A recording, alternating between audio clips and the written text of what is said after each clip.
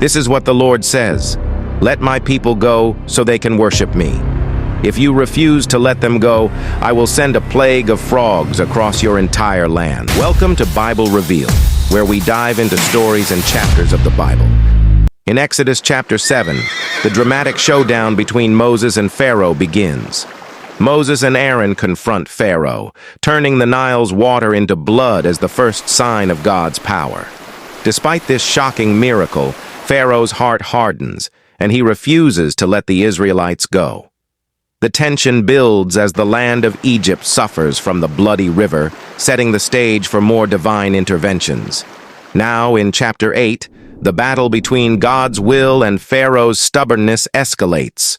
God sends Moses back to Pharaoh with a new warning, but Pharaoh remains defiant. Will Pharaoh finally relent, or will his pride lead to even greater suffering? Exodus chapter 8. The plague of frogs. Then the Lord said to Moses, "Go back to Pharaoh and announce to him, 'This is what the Lord says. Let my people go so they can worship me. If you refuse to let them go, I will send a plague of frogs across your entire land. The Nile River will swarm with frogs. They will come up out of the river and into your palace, even into your bedroom and onto your bed. They will enter the houses of your officials and your people. They will even jump into your ovens and your kneading bowls. Frogs will jump on you, your people, and all your officials." Then the Lord said to Moses, "Tell Aaron, raise the staff in your hand over all the rivers, canals, and ponds of Egypt, and bring up frogs over all the land." So Aaron raised his hand over the waters of Egypt, and frogs came up and covered the whole land. But the magicians were able to do the same thing with their magic. They too caused frogs to come up on the land of Egypt. Then Pharaoh summoned Moses and Aaron and begged, "Plead with the Lord to take the frogs away from me and my people. I will let your people go, so they can offer sacrifices to the Lord." "You set the time," Moses replied. "Tell me when you want me to pray for you, your officials, and your people. Then you and your houses will be rid of the frogs. They will remain only in the Nile River." "Do it tomorrow," Pharaoh said. "All right," Moses replied. "It will be as you have said. Then you will know that there is no one like the Lord our God. The frogs will leave you and your houses, your officials, and your people. They will remain only in the Nile River." So Moses and Aaron left Pharaoh's palace, and Moses cried out to the Lord about the frogs he had inflicted on Pharaoh. And the Lord did just what Moses had predicted. The frogs in the houses, the courtyards, and the fields all died. The Egyptians piled them into great heaps, and a terrible stench filled the land.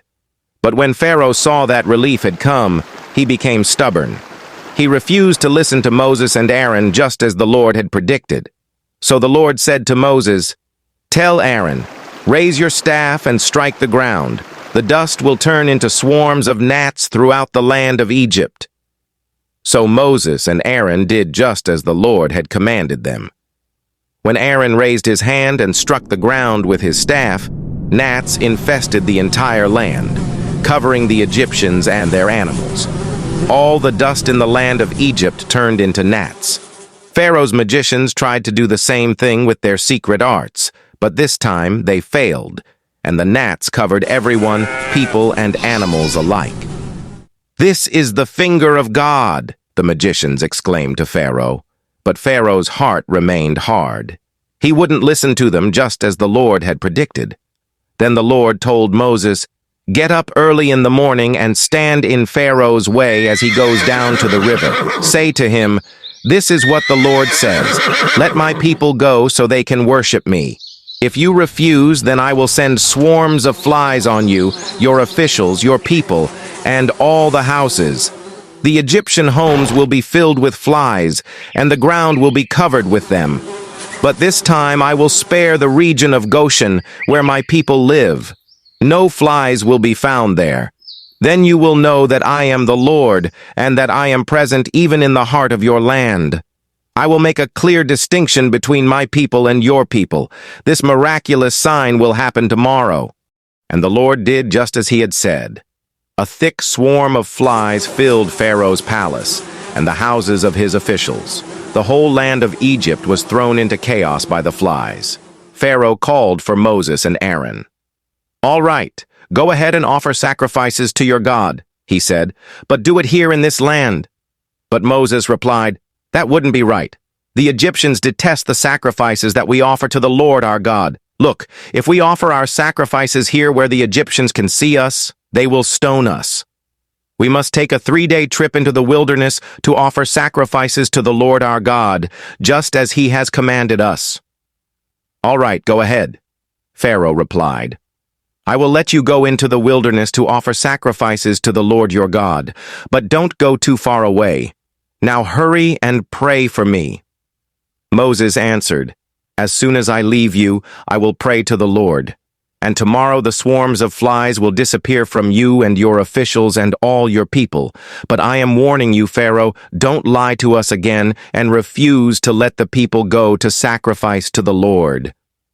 So Moses left Pharaoh's palace and pleaded with the Lord to remove all the flies.